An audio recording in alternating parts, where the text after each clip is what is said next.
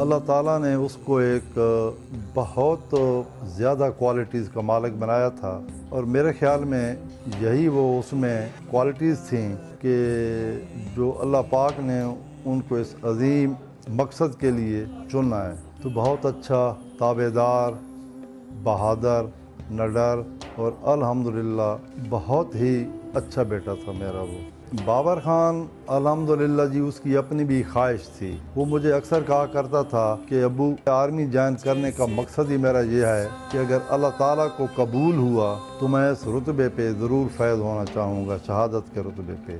ایک دفعہ خواب میں ملا تھا، میں نے اس سے پوچھا، میں نے کہا بیٹے آپ کو تو بڑا عظیم رتبہ ملا ہوا ہے شہادت کا، تو مسکراتا ہے اور پھر مجھے کہتا ہے ابو میں بہت زیادہ خوش ہوں۔ بس اتنا مجھے خواب یاد ہے، مجھے ایک دفعہ ملا ہے۔ جدائی کا غم تو بہت زیادہ ہے، اس کی فیلنگز میں شیئر نہیں کر سکتا ہوں، لیکن جب سوچتا ہوں کہ موت تو برحق ہے، آخر جانا ہے، اللہ تعالیٰ نے اس کو ایک عظیم رتبہ دیا ہے، تو بحیثیت مسلمان میں جب وہ قرآن پاک کی آیات، بلکہ 2 جگہ پر آیات ہیں جن میں اللہ تعالیٰ نے فرمایا ہے کہ شہید کو مردہ مت کہو، شہید زندہ ہیں، آپ کو اس کا شعور نہیں۔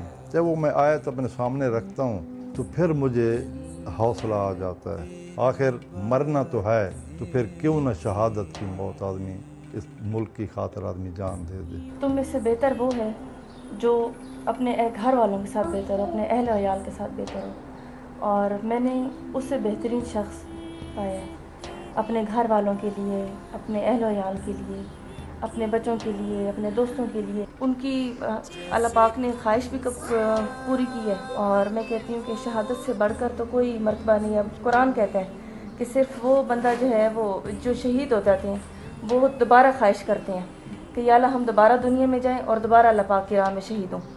تو یہ مقام مرتبہ اتنا بڑا ہے۔ وہ ایک دلیر آدمی تھا، دلیر شخص تھا، تو اس کو اللہ پاک نے اتنا بلند مقام دیا، تو ہم اس پہ فخر کرتے ہیں۔ بہت اچھے بیٹے تھے، میں یہ نہیں کہتی کہ وہ چلا گیا تو میں کہہ رہی ہوں، واقعی وہ بہت اچھے تھے۔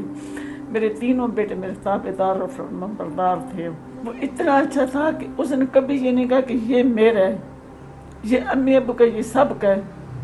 جو بھائیوں کو پیار کرتے تھے، یہ سب کو وہ پیار کرتا ہے۔ 16 تاریخ کو وہ آیا ہے، اس کے بھائی کی پاسنگ اڑتی ہے، 19 کو ادھر گئے، 20 سے ہم واپس آئے۔ اس نے خود اپنے بھائی کا اور بڑے بھائی نے اس کا سامان پیک کیا اور خود اٹھا کے لایا۔ بھائی کی شادی تھی، اس کی شاپنگ کیا، ابو، اس کی وائف، اس کے 2 بچے واپس آئے۔ 28 کو شادی تھی، وہ 2 مئی کو اس کی برتھ ڈے تھی۔ اس نے اتنی میرے پاس بنائی ہے۔ 7 کو جانا تھا تو گاڑی خراب ہو گئی، 8 کو گئے تو 14 کو واپس آ گئے۔ یہ وہ میرا بیٹا تھا۔ مجھے تو ابھی بھی یقین نہیں آتا، میں تو کہتا ہوں ہے، ابھی آ جائے گا۔ یاد آتے ہیں، لیکن ہمیں فخر ہے کہ وہ جنت الفردوس میں ہیں۔ یاد آتے ہیں وہ، لیکن ہمیں فخر ہے کہ وہ اپنی قوم، اپنے ملک پاکستان اور اسلام کی خاطر شہید ہوئے ہیں۔ مجھے یاد آتے ہیں کہ وہ میرے ساتھ کیسے کھیلتے تھے، مجھے لے کے جاتے تھے، مجھے کھانا کھلواتے تھے اور میرے ساتھ گیم کھیلتے تھے۔ ابھی بھی یاد آتا ہے، ہمیں فخر ہے ان پہ کہ وہ شہید ہیں۔ میرا دہشت گردوں کے لیے پیغام ہے کہ آپ جتنی بھی کوشش کریں، آپ پاکستان کو کبھی نہیں ہرا سکتے۔ اب 10 سال لگائیں، اب 100 سال لگائیں، آپ پاکستان کی آرمی کو بالکل نہیں ہرا سکتے۔